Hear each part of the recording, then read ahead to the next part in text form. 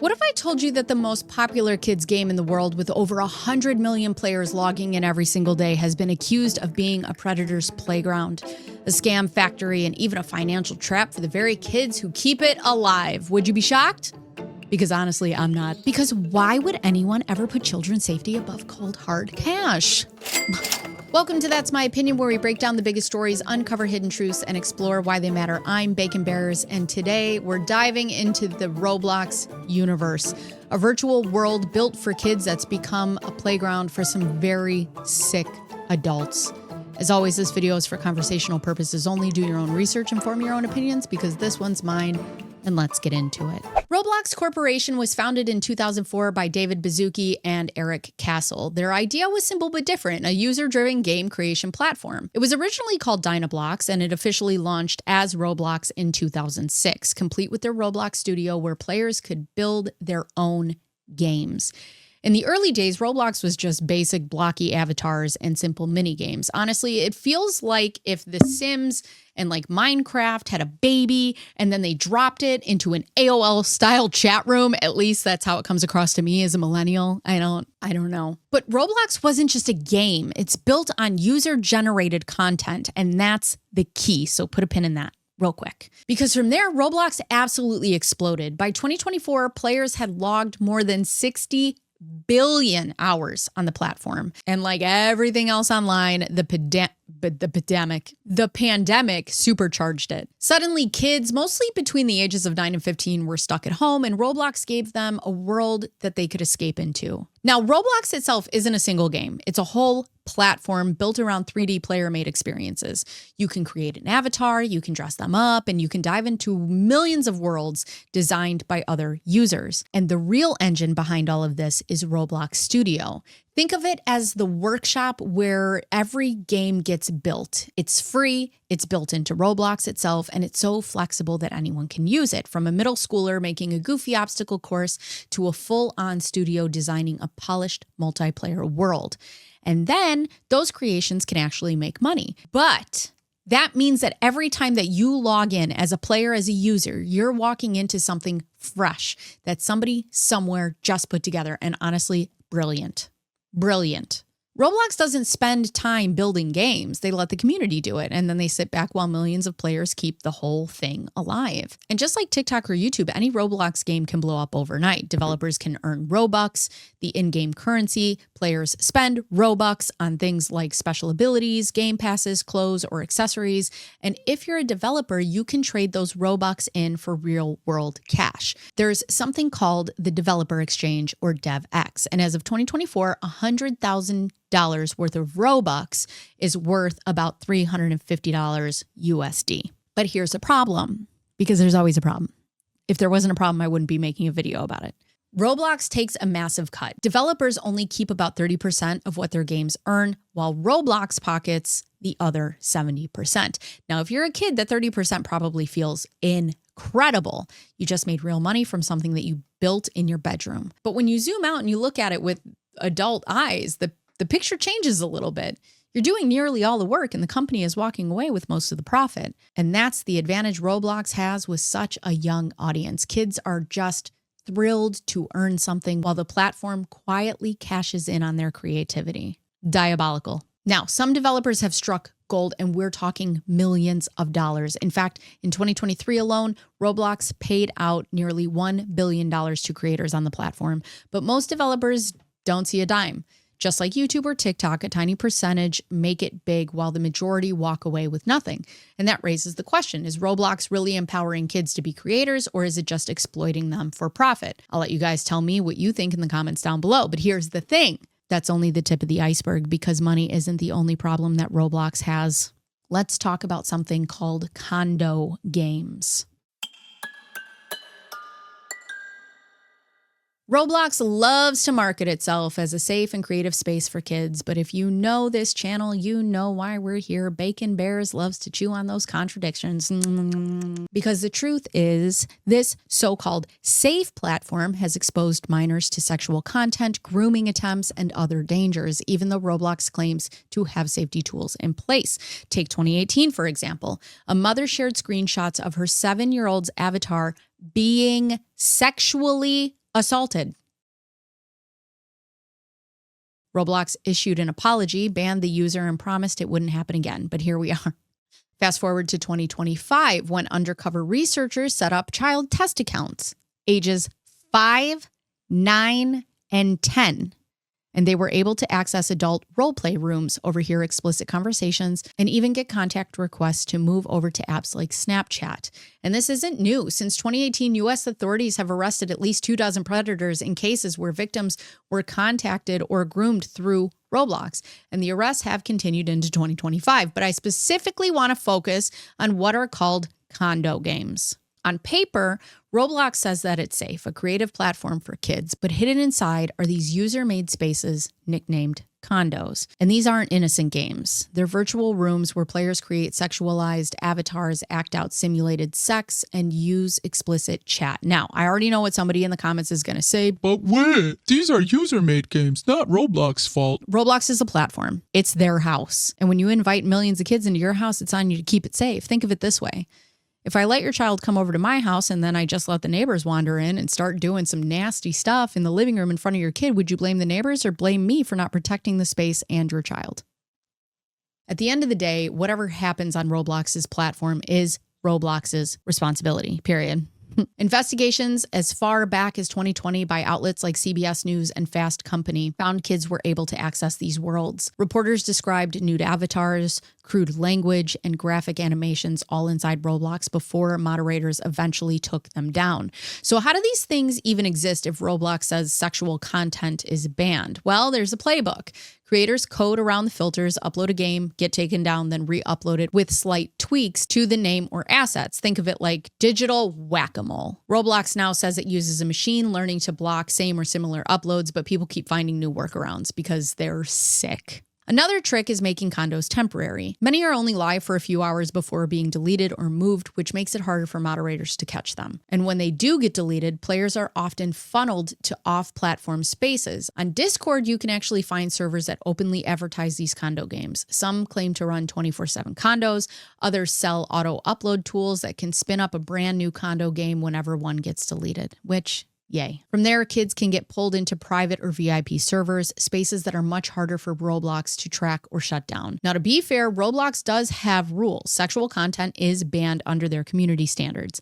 And in August of 2025, they went even further, banning anything that even implies sexual activity. They also said that they'd start locking private spaces like bedrooms, bathrooms, clubs, and bars behind ID-verified 17-plus accounts.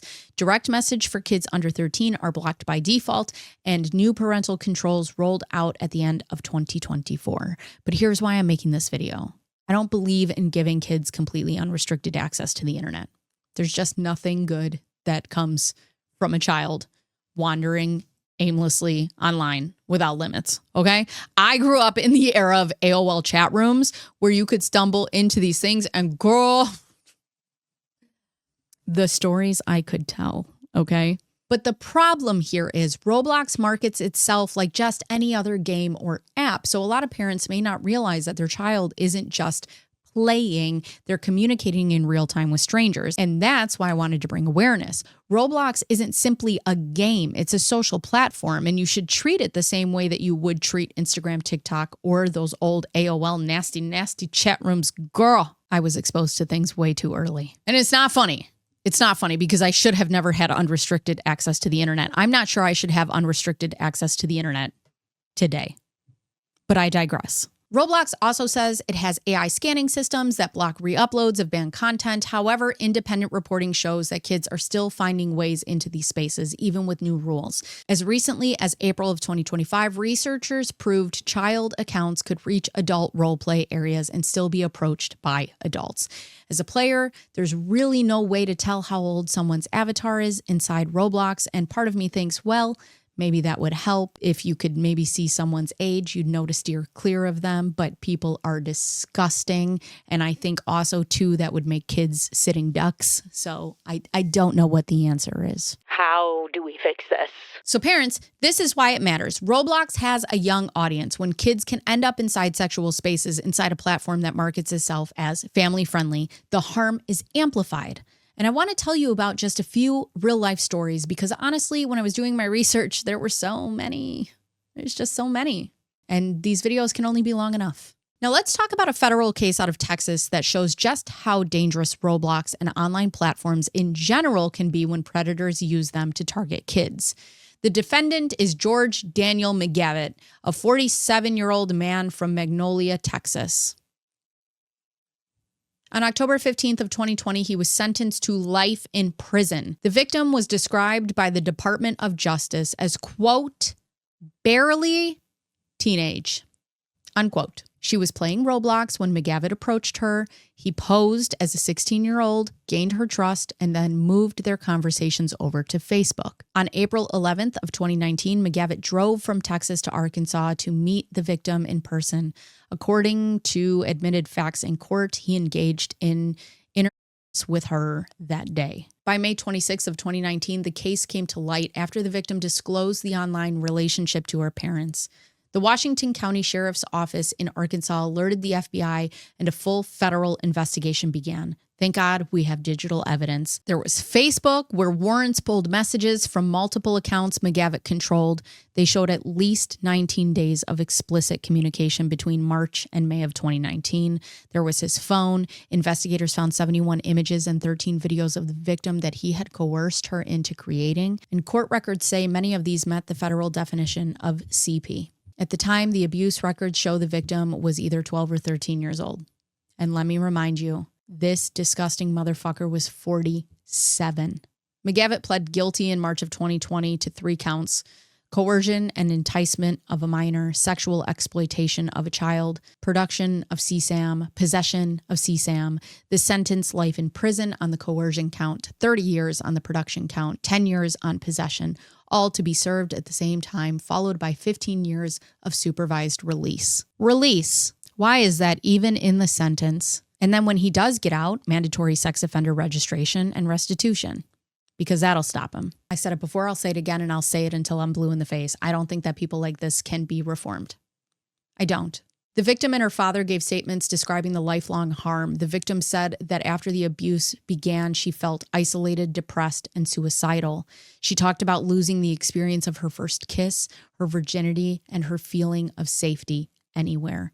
Now, I wish I could tell you the problems with Roblox stop at condo games, but they don't, because people can't just be regular fucking people. In April of 2025, reporters uncovered a Roblox group calling itself Active Studios. Fun! Inside these spaces, players were recreating real-world school shootings like Columbine and Uvalde, as if they were games. When the press asked questions, Roblox took the content down and banned the accounts after the questions were raised. But within weeks, new versions were back online.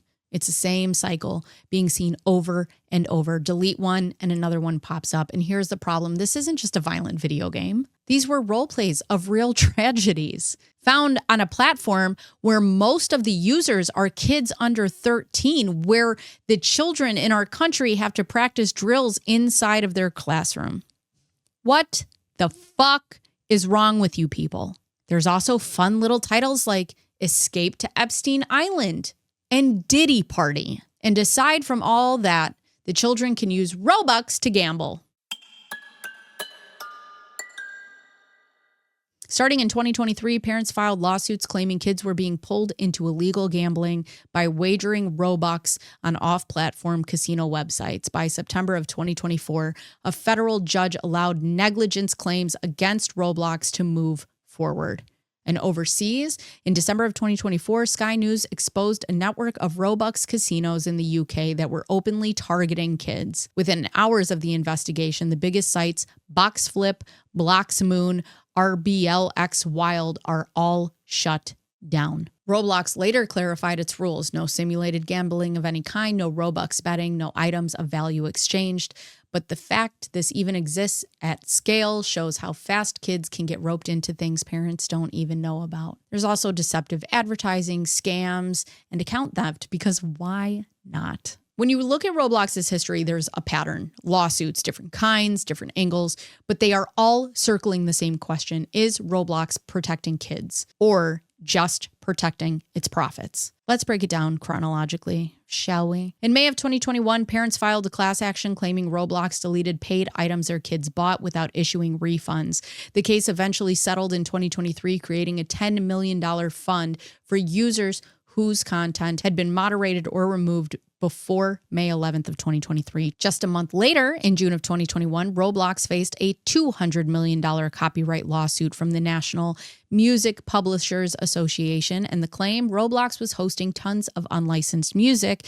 That case was settled by September of 2021, with Roblox striking a big licensing deal across the music industry. Fast forward to August of 2023, when parents filed a class action lawsuit saying Roblox let kids gamble Robux on third-party casino sites.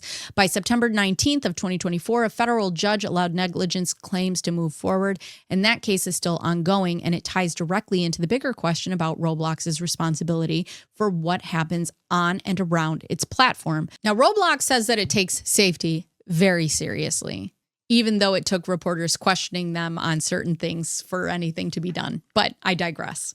The company explains that it uses a mix of automated systems and thousands of human moderators to watch over the platform, and that when something serious comes up, they do contact law enforcement. In August of 2025, they even put out a detailed breakdown of how their safety team works. One big point they've made is about vigilante sting operations, things like YouTubers named Schlep, pretending to be kids and try to catch predators. Roblox says that that actually makes things worse because these people can trick users into leaving the platform, they can impersonate children, and they can mess with the investigations. So they can track predators without actually hurting somebody or seeing anybody in real life and call the police and help out your company, but you don't want them to, because they can impersonate children like other people are impersonating children, but they're doing harm to actual children. The whole Schlep thing is a total mess, and people were pissed about it. But the company tells parents and players that the right way to handle problems is by reporting them through Roblox or going straight to the police. Over the past year, Roblox has rolled out a series of new rules. Back in November of 2024, they locked down messaging for kids under 13. That means if your child is under 13, they can't send private messages outside of games at all. And even in-game messaging is turned off unless a parent goes in and turns it on. However, what is stopping the child from making an account and saying that they are 14? Hopefully the parents are there, but here we are. So, you know. Around that same time, Roblox introduced new parent accounts and extra controls to give families more oversight. In 2025, the company also brought in age checking tools and a feature called Trusted Connections. That setting only allows more open chat features if a player verifies their age first. Then in August of 2025, Roblox expanded its sexual content policy. It's no longer just banning obvious sexual content. Now even implied sexual activity is against the rules, which I have to tell you, I played Roblox for like 2 seconds and yeah, that's not true. People were in the chat, ABC if you want to do it. And we're talking days ago. What day is today? August 27th? Yeah, like 2 days ago, 2025. The company also said it would start automatically shutting down servers where inappropriate behavior pops up, even if the game itself looked fine on the surface, which I can tell you, it took me 2 seconds to find inappropriate games and I had an underage account. What are you doing, Roblox? Nothing? Okay, just wondering. But all these changes came just as Roblox was hit with a major lawsuit. On August 14th of 2025, the Louisiana Attorney General filed a case accusing the company of letting kids be exploited on the platform and misleading parents with false safety promises. Also misleading parents about what the actual game or platform is. Roblox immediately pushed back, calling the claims wrong and misleading, and posted a rebuttal saying they would never knowingly put children at risk. Advertising watchdogs have raised their own alarms too. In 2022, a consumer group filed a complaint with the FTC saying Roblox was sneaking ads to kids through games and influencer promotions. Then in 2023, a children's ad review program found violations of ad rules for kids and told Roblox to make changes. And by August 2025, lawmakers were pushing hard for new internet safety laws, with Roblox being named right alongside other platforms like TikTok and Instagram. But what's next? Right now, Roblox's biggest fight is in court. New cases continue to be filed. A North Carolina family filed as recently as August 22nd of 2025.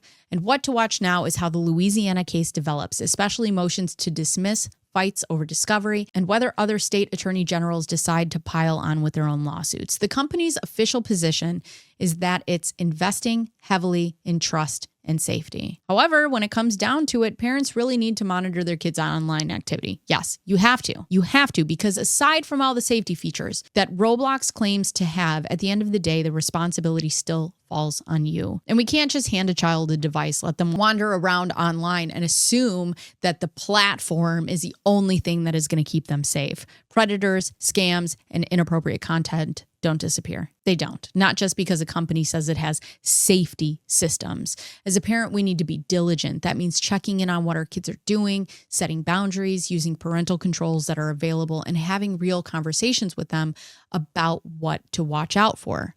Now, Roblox may want to market itself as a safe, creative playground, but in reality, it's also a social platform where strangers can chat, roleplay, and cross very dangerous lines. And the only way to reduce those risks is by staying involved and paying attention. Now, I want to hear from you. Have you or your kids ever played Roblox? What was your experience? Safe, sketchy, or somewhere in between? Should companies profit this much from kids' creativity? And if a platform is built for children, how should it keep them safe? Age checks, stricter ads, stronger moderation? Drop your take in the comments. I'm reading every single one. If you found this breakdown useful, subscribe and ring the bell. Catch another deep dive right here on screen. My name is Bacon Bears, and that's my opinion.